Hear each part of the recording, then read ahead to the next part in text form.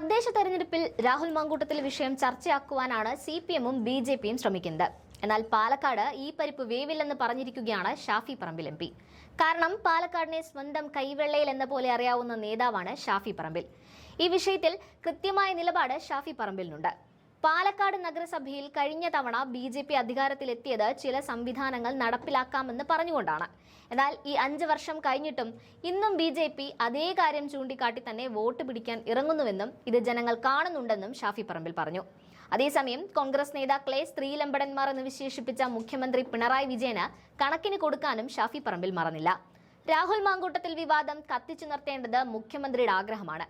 അല്ലാത്ത പക്ഷം ശബരിമല അടക്കമുള്ള വിവാദങ്ങളിലേക്ക് ജനങ്ങളുടെ ശ്രദ്ധ തിരിയും. ഇത് തടയുന്നതിന് വേണ്ടിയാണ് പിണറായി വിജയൻ കോൺഗ്രസിന്റെ നെഞ്ചത്ത് കയറുന്നത്. മുഖ്യമന്ത്രി മുന്നിലേക്കും പിന്നിലേക്കും വശങ്ങളിലേക്കും നോക്കൂ.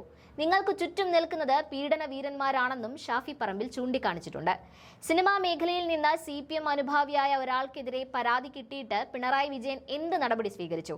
രാഹുലിനെതിരെ കാട്ടിയ തിടുക്കവും ജാഗ്രതയും എവിടെ പോയി എന്നും ഷാഫി പറമ്പിൽ ചോദിക്കുന്നുണ്ട്. ഷാഫിയുടെ വീഡിയോ ഒന്ന് കണ്ടു നോക്കാം. മുഖ്യമന്ത്രിയെ സംബന്ധിച്ചിടത്തോളമൊക്കെ അജണ്ട ഇതാവണം എന്നുള്ളത് അദ്ദേഹത്തിന്റെ ആഗ്രഹമാണ്. കാരണം മറ്റ് അജണ്ടകൾ ചർച്ചയ്ക്ക് വന്നാൽ അത് തെരഞ്ഞെടുപ്പിൽ അവരുടെ വീഴ്ചകളെ, പ്രത്യേകിച്ച് സംസ്ഥാന സർക്കാരിന്റെ വീഴ്ചകളെ, പ്രാദേശികമായിട്ട് അവർക്ക് കിട്ടേണ്ട വോട്ടുകളെ ഇല്ലാതാക്കുമെന്ന ഭയ KPC പ്രസിഡന്റ്, ഇതേ പറഞ്ഞ KPC പ്രസിഡന്റ് തന്നെയാണ് തനിക്ക് ലഭിച്ച പരാതി പോലീസിന് കൈമാറിയതും ആ പരാതിയുടെ മേലെ നടപടിയെടുത്തോളാൻ DGPയോട് ആവശ്യപ്പെട്ടതും. അതേ KPC പ്രസിഡന്റ് തന്നെയാണ് ഈ പറയുന്ന വ്യക്തിയെ നമ്മുടെ പാർട്ടിയിൽ നിന്ന് എക്സ്പെൽ ചെയ്യുന്ന തരത്തിലേക്കുള്ള സ്ട്രിക്റ്റ് ആയിട്ടുള്ള ആക്ഷനിലേക്കും പോയത്. ഇപ്പൊ പാർട്ടി എന്നുള്ള നിലയ്ക്ക് ചെയ്യാൻ കഴിയാവുന്ന കാര്യങ്ങൾ കോൺഗ്രസ് പാർട്ടി ചെയ്തിട്ടുണ്ട്. 50% പോളിംഗും വർദ്ധിച്ചു. UDFന്റെ സീറ്റുകളും ഭരണസമിതികളും വർദ്ധിക്കുകയും ചെയ്യും.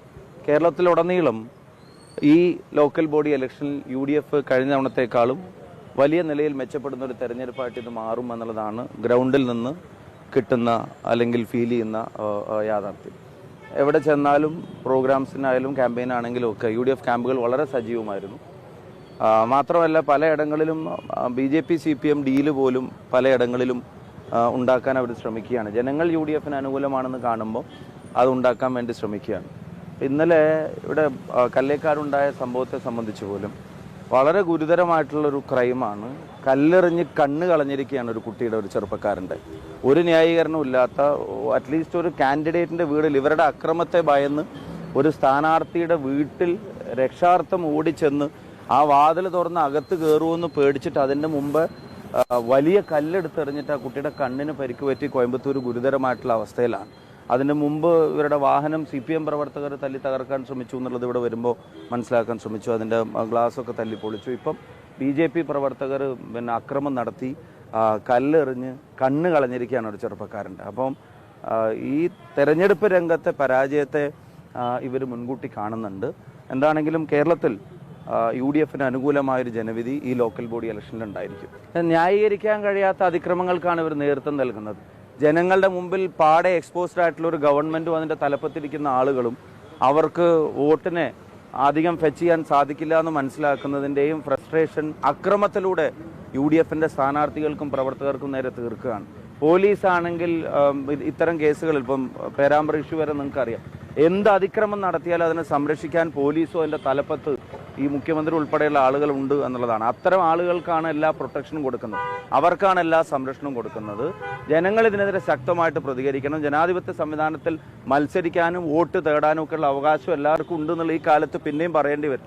ഇവിടെ SIR ഉൾപ്പെടെയുള്ള മാധ്യമങ്ങളിലൂടെ ജനാധിപത്യത്തെ അട്ടിമറിക്കാൻ കേന്ദ്രം ശ്രമിച്ചുകൊണ്ടിരിക്കുകയാണ്. അവരുടെ ശ്രമങ്ങൾ ഒരു വശത്ത് നടക്കുന്നു, മറുവശത്ത് അക്രമത്തിലൂടെ ഇപ്പോഴും ഈ ശിലായുഗത്തിലാണ് ഇവർ. ഇപ്പോഴും അക്രമത്തിലൂടെ ഇതിനെ ഇല്ലാതാക്കാനുള്ള ശ്രമം, സ്വതന്ത്രമായ തെരഞ്ഞെടുപ്പിനെ ഇല്ലാതാക്കാനുള്ള ശ്രമമാണ്. സ്ട്രിക്റ്റ് ആയിട്ടുള്ള ആക്ഷൻ പോലീസ് എടുക്കണം. 1 വയസ്സുള്ള കുട്ടിക്ക് പരിക്കേൽക്കുന്ന ക്രൂരത നടത്തിയവരാരോ അവരെ അതിശക്തമായ നിയമ നടപടികൾക്ക് വിധേയമാക്കണമെന്ന് ആവശ്യപ്പെടുന്നു.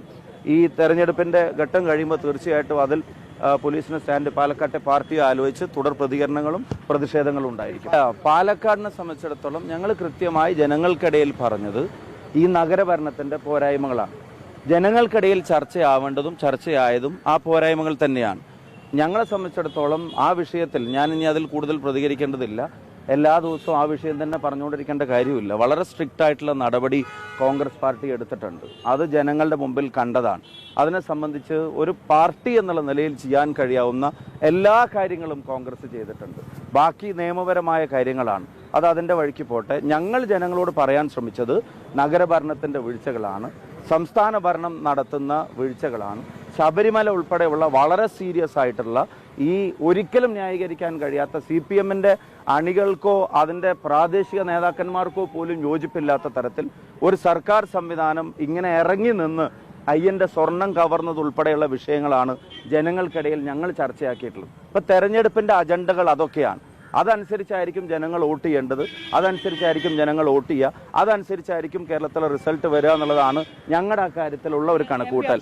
രാഹുലിനെ പിന്തുണക്കുന്ന ഒരു നിലപാടാണ് ഇപ്പോൾ KPCC പ്രസിഡന്റ് സണ്ണി ജോസഫ് അടക്കം സ്വീകരിച്ചത്. ഇന്ന് അടക്കം പറഞ്ഞത് ന്യായീകരിച്ചുകൊണ്ടുള്ള ഒരു നിലപാടാണ്. ഞാൻ പറഞ്ഞല്ലോ, എൻ്റെ എല്ലാ മാധ്യമ സമ്മേളനങ്ങളും അല്ലെങ്കിൽ പത്രക്കാരെ കാണുമ്പോഴും ഞാൻ ആ വിഷയത്തിൽ തന്നെ പറഞ്ഞുകൊണ്ടിരിക്കണം എന്നില്ല. മറ്റ് പ്രധാനപ്പെട്ട ഇഷ്യൂസ് ഉണ്ട്.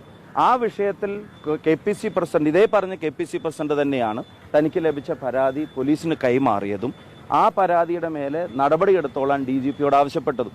അതേ KPCC പ്രസിഡന്റ് തന്നെയാണ് ഈ പറയുന്ന വ്യക്തിയെ നമ്മുടെ പാർട്ടിയിൽ നിന്ന് എക്സ്പെൽ ചെയ്യുന്ന തരത്തിലേക്കുള്ള സ്ട്രിക്റ്റ് ആയിട്ടുള്ള ആക്ഷനിലേക്കും പോയത്. ഇപ്പോൾ പാർട്ടി എന്നുള്ള നിലയ്ക്ക് ചെയ്യാൻ കഴിയാവുന്ന കാര്യങ്ങൾ കോൺഗ്രസ് പാർട്ടി ചെയ്തിട്ടുണ്ട്.